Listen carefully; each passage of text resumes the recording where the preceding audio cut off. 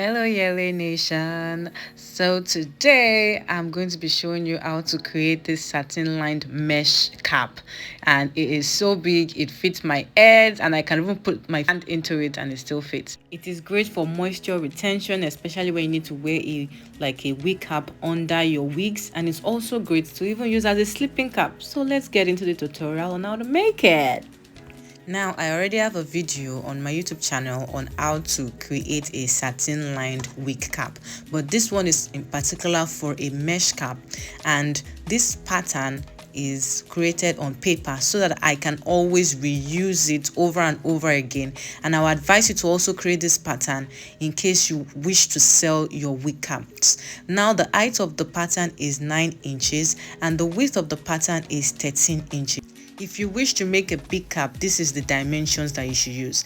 Now, in the case that you want the cap to be an average size cap, you take out 1 inch, just the way you see me do like that. And now I'm going to have 12 inches by 9 inches, and if I even want it to be smaller, I'll fold it in again and I'm going to have 11 inches by 9 inches height. So it depends on what you want. Now, for this tutorial purpose, we are going to use the biggest dimensions, that is 9 inches by 13 inches, and you see the way that I curved it round like that. That is how you want your lining satin to be curved. Now you see on the edge I wrote on fold. If you want to cut it on your satin fabric, for example, you're going to take your satin fabric and fold it into two like you're seeing me do like that, and place the side of the pattern that unfold is written on the folded part of your satin fabric. Please make sure that you place it correctly and you make no mistake with the folded part. You don't want the side that is supposed to be folded to be unfolded and yada yada yada. Oh, you don't want that, my dear sister. So after placing it on it like this, then I'm going to cut out my pattern with my small but mighty scissors. Like, this scissors has gone through thick and thin, and I'm going to use it for only this part before I get his father. The father of the scissors is on his way. When it shows up, you'll see. Anyhow, I'm going to cut out my pattern like you are seeing me do, and then we move on to the next stage. At this junction, I will take my satin lining, face it right side to right side, that is the shiny part to the shiny part, place them together like that, and then sew it with a straight stitch from the bottom all the way round the curvy area and back to the top, just like you're seeing me do. Make sure that there is no slipping, because satin can be a, don't let me abuse it, but satin can be quite annoying and it can slip while you're sewing. So you can use pins to hold your satin fabric together to make sure that they don't slip, or whatever kind of way that you do it to make sure that it doesn't slip. If you notice now, I switched to a zigzag stitch because satin frizz, and I want to make sure that the zigzag stitch holds my fabric together, and if there is any fraying, the zigzag stitch will stop it from happening, because satin, like I said, has issues. He got issues, so many. Okay, all right, so after sewing that together, you can see the similarities between the video that I already have up and this particular video, but there is a little deviation from this point forward. Now, because this cap that I'm making is a mesh cap, and the bottom of the mesh cap is not as wide as the regular cap, what I'm going to do next is I'm going to take the bottom of my lining and I'm going to fold it just once, and then stitch it all around that bottom area. You see, I folded it just once. You don't have to fold it twice. I go back to my straight stitch, just one fold, and then I'm going to sew it all the way round like you are seeing me do. And this is because the mesh cap, like I said, the bottom of it is not as wide as the regular caps that we use. The bottom of it is very tiny and it is mostly elastic, so you want to make sure that it is precise and you don't make any mistake while you are sewing it on your mesh cap. Now, after sewing it all the way around, this is what you want it to look like. You want it to look neat like this, well put down, and you see everywhere is neat on the shiny part of your lining. Make sure you follow these instructions, because that is how you get the shiny part to remain shiny and make sure everything is fine. Now this is my mesh cap. You see how tiny that bottom part is? That is what I'm talking about. It is very tiny, so you have to make sure that you sew your lining exactly on that tiny part, and that is why I folded it, so that it will be easier for you to sew on.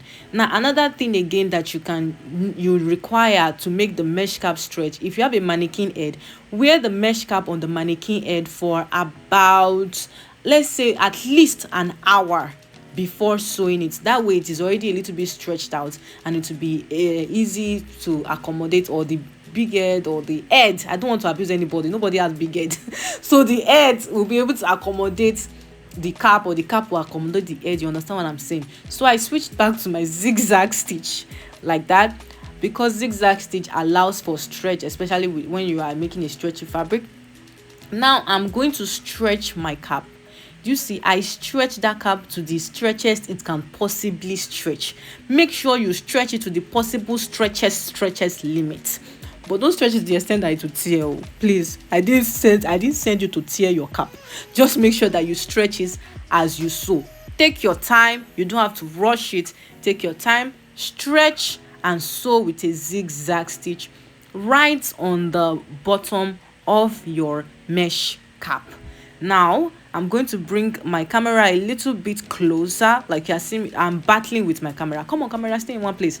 I'm battling with my camera because I want to make sure that it stays in the correct place. Okay, so now we have a better view of what I'm doing. You stretch it, you place it on the edge of your mesh cap, and then you sew it with a zigzag stitch. Now sew.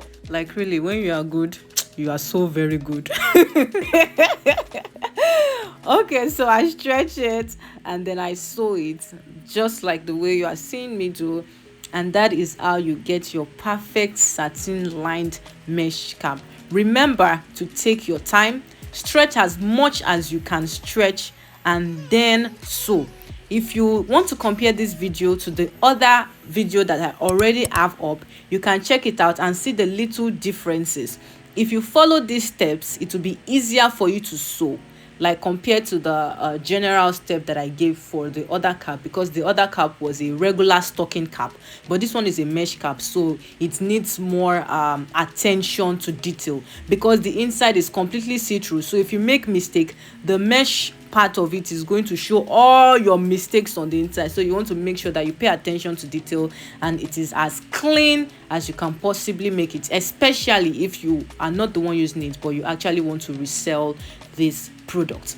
All right, so this is what we have so far, and it is looking well put together and very neat. Also, another thing is, if you want to use this same method for a regular cap, you can also use it. Like if you want to use this method for a stocking cap with the wide bottom, you can also use it as well. It depends on you.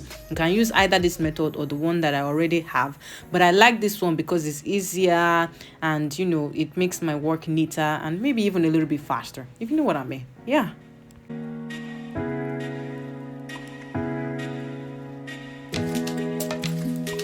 So now we have our chum chum cap, and this is what it looks like. It looks good, it looks clean, it looks neat. This is what you want it to be, and it is very big, very wide, like it will cover a massive amount of hair. If you have a lot of hair on your heads, if you braid it down and you put this on it, it's going to look good. And this is what we have so far for our mesh cap. Please, if you try this, make sure you tag me on Instagram. I would love to see your projects. Tag me on Instagram, send me a DM. The people that know me, they know they send me DMs on Instagram and I definitely respond. And I'm so proud of all my students who have taken into account everything that I teach and who recreate it. You make me so happy.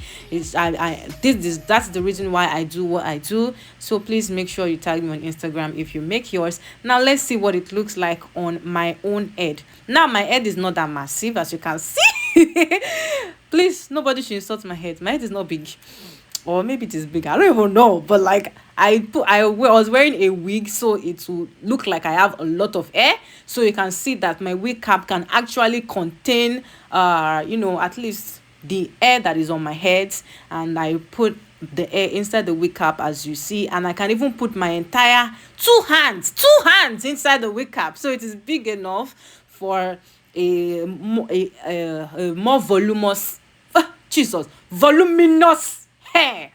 So see you next time. Thank you so much for watching. Make sure you subscribe, share, and like.